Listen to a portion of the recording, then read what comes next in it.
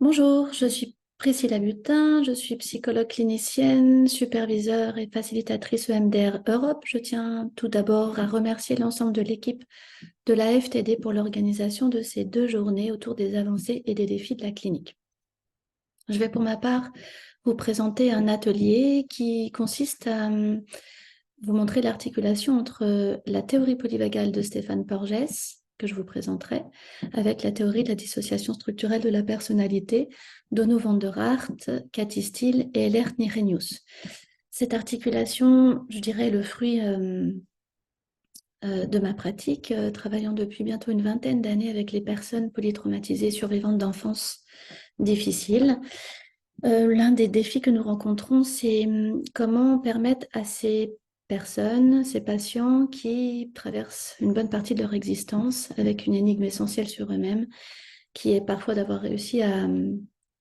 construire de la sécurité réelle et objective, mais à continuer de sentir à l'intérieur les séquelles sévères, la désorganisation et les manifestations corporelles des traumatismes passés.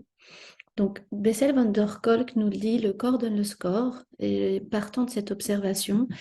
pour laquelle j'avais un petit peu du mal au début à donner du sens, j'ai tenté de chercher d'autres théories m'aidant, et la théorie polyvagale de Stéphane Porges, qui montre une ingénierie nerveuse très fine, très, très efficiente, nous le savons, pour la survie, me permet d'avoir des outils de psychoéducation que j'aimerais vous transmettre en vous la présentant, qui permettent un peu aux patients de réduire ce sentiment d'être étranger à soi-même ou d'être colonisé, de continuer d'être colonisé par les peurs et les réactivités et les manifestations du passé. Donc je dirais que la théorie polyvagale, avec les grandes notions que je vous présenterai, la neuroception, c'est-à-dire cette capacité qu'a notre cerveau à être sans arrêt à la quête des indices de danger pour mettre en place le comportement de survie et ou des indices de sécurité. Nous allons également prendre le temps d'observer le système nerveux autonome, de signifier très concrètement avec des exercices ce que signifie d'avoir un bon engagement social et d'avoir un système nerveux autonome qui s'installe un petit peu plus dans un état de calme et de sécurité. Donc, dans ce cadre-là, nous allons également pouvoir voir le nerf vague ventral, sa cartographie, comment est-ce qu'il fonctionne et quelle est sa fonction. Vous en entendez parler car il est actuellement plutôt bien en vogue. Et puis, il y aura également un point de fait sur la corrégulation que nous connaissons bien, mais qui sera décrite, je dirais, d'un point de vue un peu plus phénoménologique. Qu'est-ce que c'est que d'avoir une bonne corrégulation? Qu'est-ce que ceci permet en termes de sécurité dans l'alliance thérapeutique? Donc, ce sera le premier plan de travail avec des exercices qui vous seront proposés pour que vous puissiez, avec vos patients, amener un petit peu plus de modulation nerveuse et leur permettre de ressentir à l'intérieur d'eux des états de sécurité, un soi en état de sécurité. Et puis l'articulation avec la théorie de la dissociation structurelle de la personnalité consistera à prendre tous ces outils de la théorie polyvagale, une fois qu'ils seront bien compris, et à permettre une psychoéducation très ciblée,